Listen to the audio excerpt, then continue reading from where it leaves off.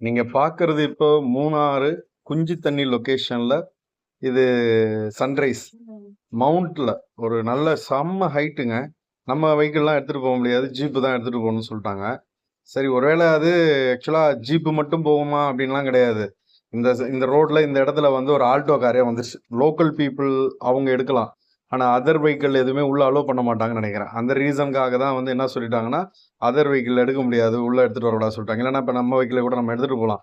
அவங்களுக்குள்ள ஒரு கட்டுப்பாடு. ஆனா சன்ரைஸ்ன்னு சொன்னா கன்னியாகுமரியில ஒரு முறை சன்ரைஸ் பார்த்துருக்கேங்க.